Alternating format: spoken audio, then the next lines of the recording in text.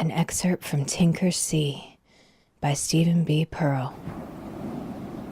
Chapter 1. Coastguard. The waves tossed the wooden ship. Wind bore down on its tattered sails, alternately driving its bow under or nearly capsizing it. The headsail was torn and flapped through the sleet and hail that pummeled the deck. "We can't get to it. The swell's too high," screamed a man dressed in bright orange wetsuit-like heavy weather gear and Wellington boots. He watched the sinking vessel with worried eyes. "Looks abandoned anyway," yelled a smaller figure, wearing a similar outfit with gold captain's bars on the shoulders, as she stared through a set of binoculars. Or maybe not. The captain pressed a button on her binoculars, shifting them to infrared. "There, tied to the wheel. It looks like a live one." "Ground out. You have the eyes of an eagle. Why haven't they reefed sail?" called the first figure.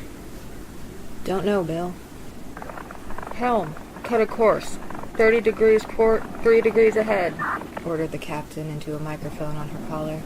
"Aye," acknowledged the helmsman through her earbud. The polycarbonate rescue ship cut into the waves as its biodiesel-fueled engines drove it forward. Water from the rain and the waves formed icy sheets on the deck and handrails. "Tabitha, this one's a goner, and we can't take this gale much longer ourselves." "Belay that. They're in Novo Gaian waters. That makes them our responsibility. Bring up the line gun." Tabitha threw back her hood, revealing a length of gray-streaked dark brown hair pulled into a braid. Water streamed over her attractive features, which were marred by a furious scowl. "You'll never make the shot," challenged the first mate. "Would you like to wager on that? Get me the shorting line gun." As the first mate disappeared below decks, Tabitha moved to the bow, gauging the distance between her vessel and the floundering ship. The converted 40-foot yacht beneath her keeled over with a wave, and she clutched the icy railing as the ship righted itself. "Don't take the lakes for granted," she spoke to herself. "Here." The first mate passed her what looked like a shoulder-mounted missile launcher. "You tied off Tabby?" The captain smiled at the breach in protocol. "Always, Bill." She snapped the rubberized line that connected her safety belt to the rail. "We'll take this astern. If we can tow that ship's bow into the waves, we might ride out the storm." "Aye." Tabby and Bill followed the rail that secured their safety lines to the stern of the ship. Once there, Tabby placed one foot on the lower railing as Bill connected the winch line to the gun. Tabby hefted the gun to her shoulder. Her heavy weather gear confirmed to her fit medium-bosomed body, leaving little to the imagination. "This one gets painted," observed Bill quietly. "Engines to half," snapped Tabby as her ship pulled ahead of the floundering vessel. The rescue boat slowed, barely holding position against the swell. "We're taking on water. The girl just can't keep up," observed a voice through Tabby's earbud. "Steady, steady." Tabby's finger tightened on the trigger. With a blast of flame, the line was away, arcing towards the sinking ship at the end of a small rocket. It's Hertzaro! You hit them, just below the pulpit!" Bill sounded shocked. The cylinders containing chemicals in the rocket's cone burst and mingled on impact, activating and instantly setting adhesive stronger than steel. "Full power to the engines and steer into the swell," Tabby spoke into her uniform's collar. "Bill, man the wench. Once we pull into position, bring them in closer. I'm adding a retrieval buoy to the evac harness's gear. Divers should be able to salvage something if we have to cut them loose." "Aye," called the mate as he disconnected the line from the launcher's feeder and manned the winch. "Captain, Engineering called up. the pumps can't keep up with the water we're taking on." Understood. Tell Tim to rig a couple of the portable pumps to help keep us dry. "I heard that. We'll lose power. Generator can't keep up as it is." Open up the sails. "In this wind, the fins won't take it." Tabby turned and looked at the twin pillars of the turbine rotary sails rising from the deck.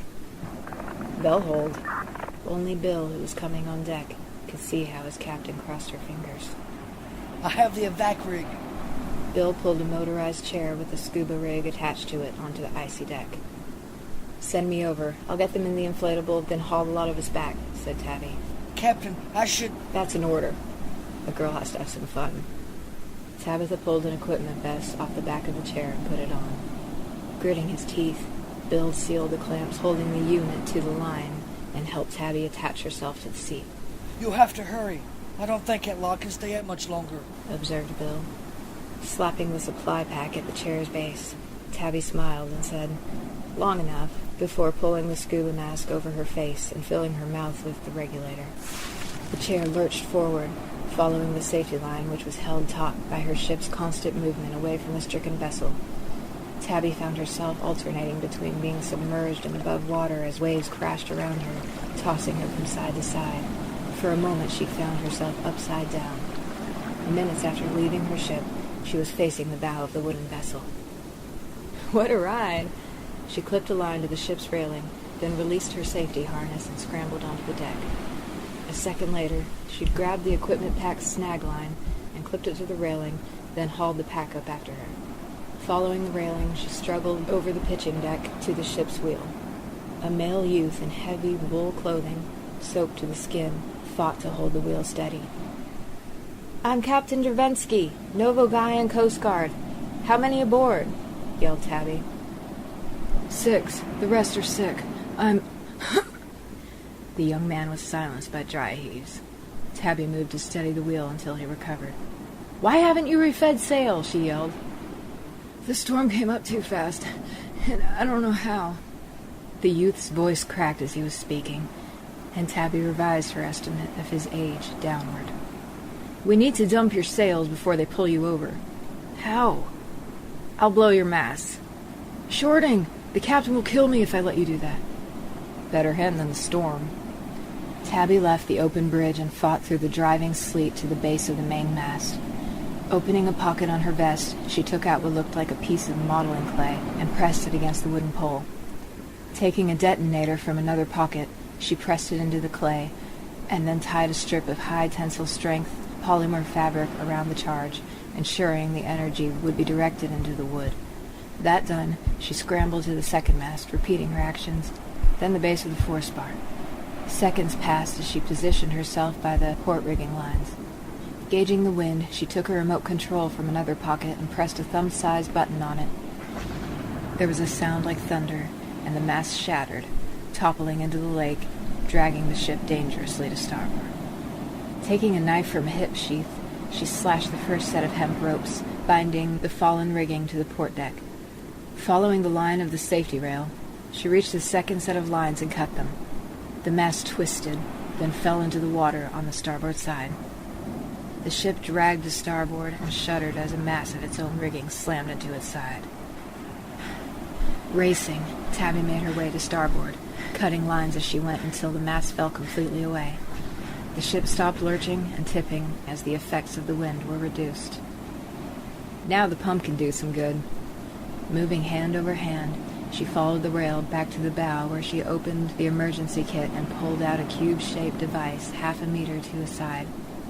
Clutching the handrail with one hand, she carried it to a hatch that opened into the ship, then set it on the deck and hit a button. A report like rifle fire sounded as spikes were driven into the deck, securing the device. Pulling a short hose mounted on a reel at the pump's side, she clipped it so it would shoot over the gunwale. Dragging a longer hose on a reel, Tabby opened the hatch and moved into the ship. She found herself in a dark, narrow companionway with dirty wooden walls. The smell of stale sweat and vomit permeated the air. A burly man dressed in heavy clothing lay face down on the floor in a puddle of blood. His hair had fallen out in clumps, leaving his scalp a patchy mess. Activating a line of LEDs mounted on the shoulders of her turnout gear, she moved to the body and checked the man's pulse. "Lady Freya, protect me. May your gods grant me peace, no matter who they be," she muttered as she moved past the corpse and down a flight of stairs. Below decks, the ship was knee-deep in water loaded with barrels and crates. Groping in the half-light from her shoulder units, she found a floor grate that opened to a bilge. Pushing the end of the hose into the bilge, she pulled the remote control from her pocket and hit a combination of keys. On the deck, the pump began drawing a steady stream of water out of the ship. In the half-light, Tabby failed to notice the marks burnt into the barrel lids. She climbed the stairs and started opening doors along the companionway. One door opened to reveal a room with 2 sets of stacked hammocks, separated by a narrow walkway. 4 men lay on the hammocks, their skins deathly pale and blood staining their blankets. One of them looked at her with bloodshot eyes. His thin, pale lips moved in a parody of speech. Then he fell unconscious. Tabby checked the men's pulses. 2 were dead, and as far as she could tell, the other 2 were soon to follow. She moved towards the deck hatch. Orca, this is Captain Dervensky. Do you read? Tabby spoke into the collar of her weather gear. We hear you, Captain. You better get the survivors off that log. It doesn't look good, replied Bill's voice. Wish I could, Bill. There's a sickness here. Designate this as a plague ship. Full quarantine. I can't risk infecting our crew. Keep up the tow, but don't risk the ship. I'll ride it out here. Tabby. That's an order, Bill.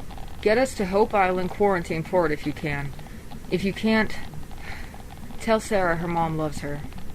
And tell Malcolm that he's still a son of a bitch. Over and out. The ship lurched to one side, then righted. Tabby fought her way to the bridge. She turned off the LEDs on her shoulders when she stepped on deck. The youth had let go of the wheel and was again dry-heaving. Ground out! Tabby raced to grab the wheel and true their course. The sleet whipped around her, and the Orca was little more than a shadow against the storm. "What's your name?" she bellowed. The youth looked up miserably. Andy Campbell. "Okay, Andy, we're going to try to ride out the storm. When did the crew get sick?"